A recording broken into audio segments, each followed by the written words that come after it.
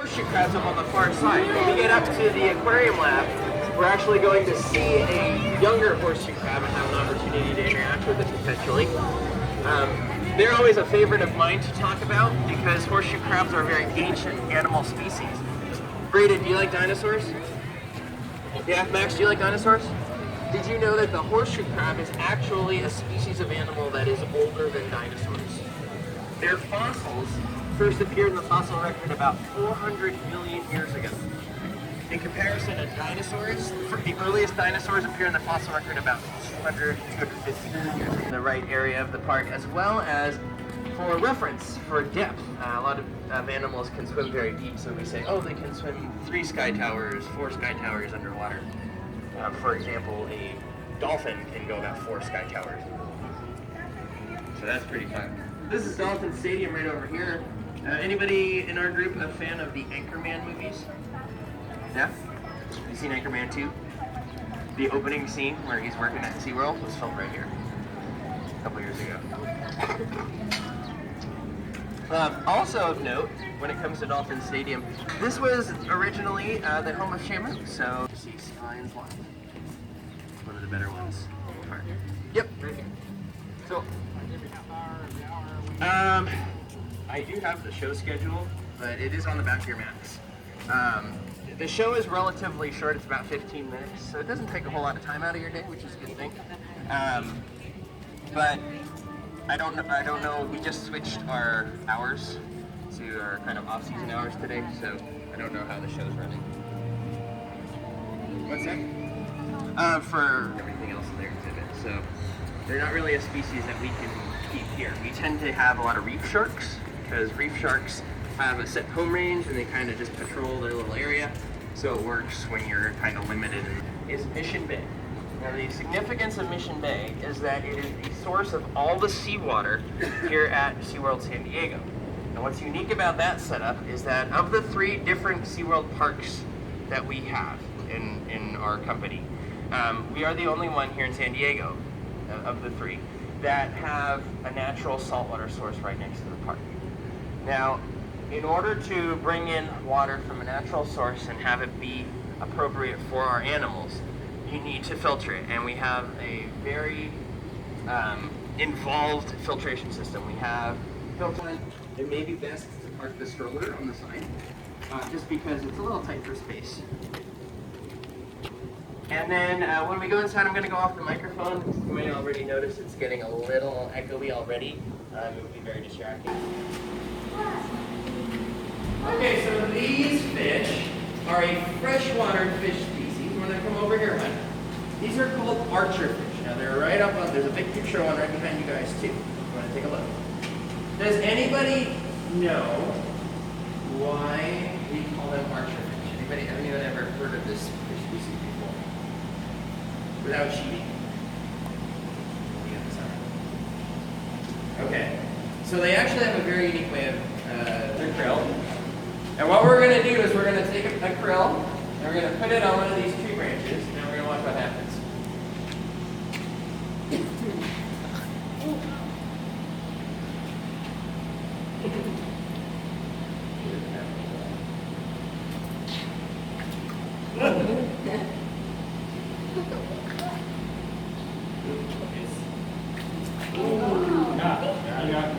I got it.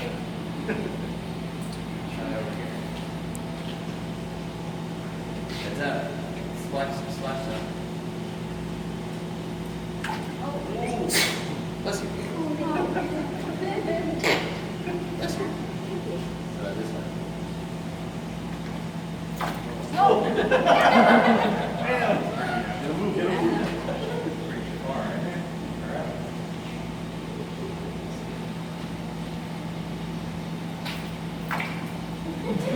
As you can see, they actually can cover quite a distance too. They propel that water out fairly forcefully, and this guy's malfunctioning a little bit, I think. In real life, though, what does that do? They hit bugs, like little mosquitoes and things that are either on the branches or kind of buzzing right above the water surface. Just basically just throw them off balance. So. It stuns them a little bit, and then it knocks them into the. Oh, there you go. We'll see if we can get a high jumper over here.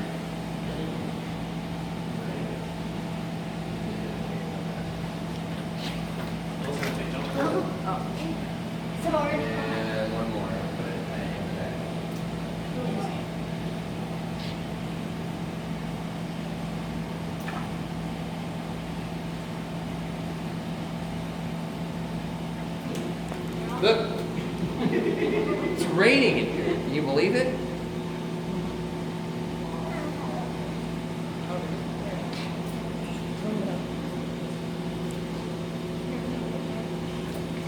There you go. Pretty cool. So this Finding Nemo, not Dory, Nemo. Okay. Do you recall an animal in that film by the name of Jacques? He lived in the aquarium and he would go. Yeah, he was a shrimp. This is the animal that he was modeled after. These are cleaner shrimp. Now we had cleaner fish earlier up at Explorers Reef. This is another animal that likes to clean. What they actually do is they like to eat dead stuff, what we call detritus. So any decaying organic matter, plants and animals that have expired. In the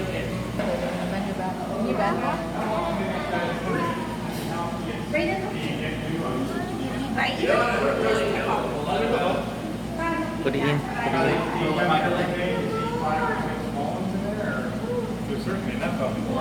Yeah, I have a feeling that when it comes to the production, a lot of that is Don't worry, you just scare it.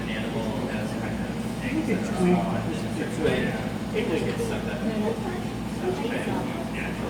That's what we deal with the horseshoe crabs. Other way. It's probably a good thing just so that we're not. Cutting my foot. Because it looks like a giant horse sitting out there. Thích cậu quá à, they play with me á. Here, mommy. Dễ thương quá con. It was pretty neat one time. You know what, Max? If you want to go over on this side, there's a step over here. It might be better for you. I'm going to stand here because I'm tall and I've seen these animals a lot. All right, so in this pool, I'd like to make one more gratuitous Finding Nemo reference. We're taking all the jellies. And similar to the movie, the way that you're going to interact with these animals is by touching them on the top. Now, before you put your hands in, let's talk about jellies for a second. Jellies are a very special type of marine invertebrate. They're what's known as a cnidarian, and that's cnidarian spelled with a C. Cnidarians have a few things going for it. Number one, they have what we call radial symmetry, which means that they're kind of a circular shape, and then you can kind of draw a line through through the center point, and you're going to land up with a line of symmetry. So you're going to hold them in half. What's that? Mirror image. Exactly. So if you look, they're almost perfectly round. And other animals that have radial symmetry include coral, and certain types of coral, and then also sea anemones. And the other thing, anybody ever touched a sea anemone yet? Lavina, come here. Yeah. So we have some down at the tide pool area, and they're kind of sticky. They have these long tentacles, and the tentacles are used for stinging. Different cnidarians will have different stinging capacities. So, for example, the moon jelly does not have a very strong stinging power, if you will. They have little nematocysts on the ends of their tentacles, and their tentacles, if you're wondering, kind of form the outer fringe of the animal. They're very fine, very hair-like. What they're used to do is sting small animals, really small animals like plankton or even fish eggs, okay? And so they're not built for stinging something as big as us. However, some jellies actually have very strong nematocysts. How many of you have heard of the fox jelly? That can kill you. That's how strong their stinging ability is. Portuguese man-o-wars look really cool, but you never want to touch one because they can be near fatal. They're not quite as bad as a box jelly, but they're up there. Moon jellies are quite the opposite. They're relatively harmless unless you're getting stung by a bunch of them all at once. So if you touch one right now, it's not going to hurt. I would ask that you avoid touching the tentacles because they're still sticky, and when you pull away, because they're so fine and delicate, you can rip them right off. So we don't want to injure the jelly. So we're just going to touch on the top. So you have to kind of pay attention because they'll umbrella a little bit, and when they do, you can kind of get a sense of where the top and where the bottom are. So even the little squishy right there, right?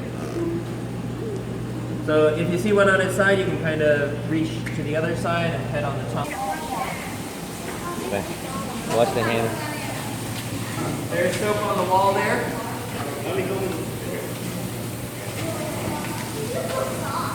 You can see a few more of our bamboo shark friends over here too. There's another area where we can house them.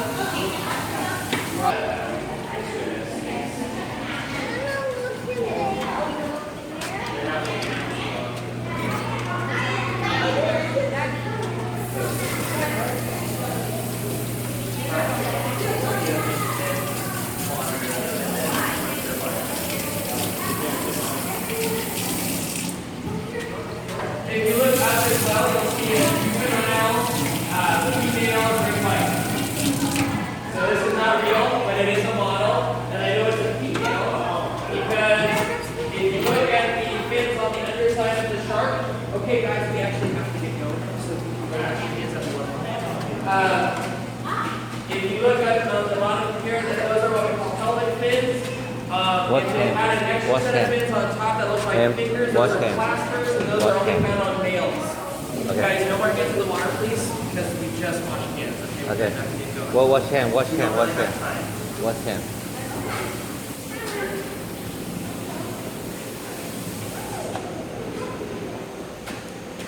Wash hand, okay? Wash hand.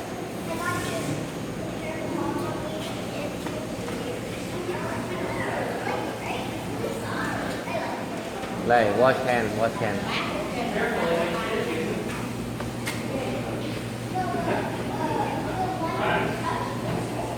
Yeah, that, like I said, was the shirt. And you can see the full size.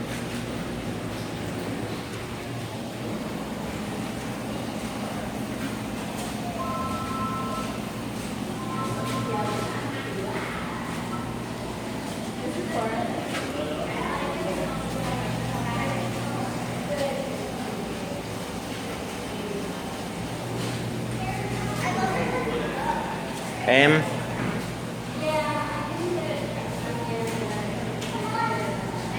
Cô.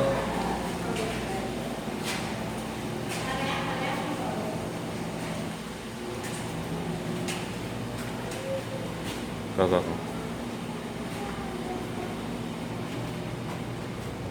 Okay, guys, here we go. Come here.